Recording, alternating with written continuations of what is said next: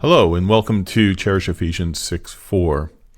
It was about 28 years ago when my wife and I were confronted by our local public school's plan to teach sex education to our 5th grade son.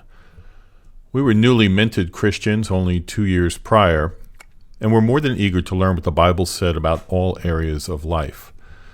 At the time, it didn't take a seminary degree for us to conclude that teaching children about sex was our job and not the school's. This incident served to make something clearer than ever before, that a school's philosophy and curriculum that was not based on the Bible could not be trusted to instill values that were in line with raising our children in the discipline and instruction of the Lord. Ephesians 6:4. We immediately enrolled them in a local Christian school. A couple of more years passed, and I was asked to serve on the school board of our children's school. And after a couple of more years, I was offered the job of running the school itself. In the 22 years that followed, I had the great privilege of leading a school that was dedicated to assisting parents in the Christian education of their children.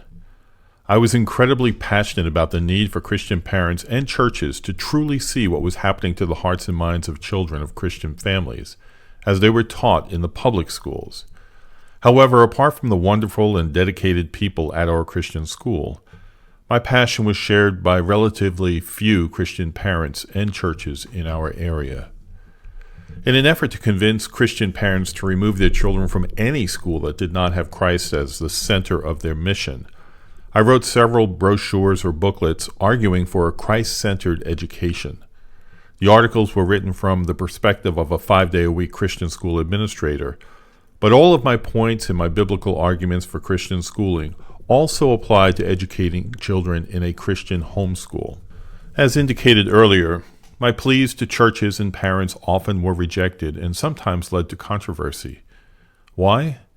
Because the implications of believing that children of Christian families should not be in public schools would necessarily cause both parents and churches to make changes that would shake up the status quo and transform the parenting model.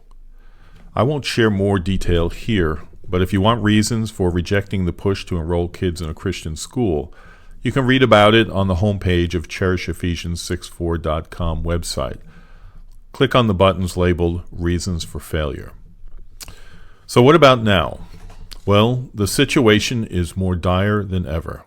The teachings and philosophy, especially in the areas related to sexuality, are more opposed to God than ever.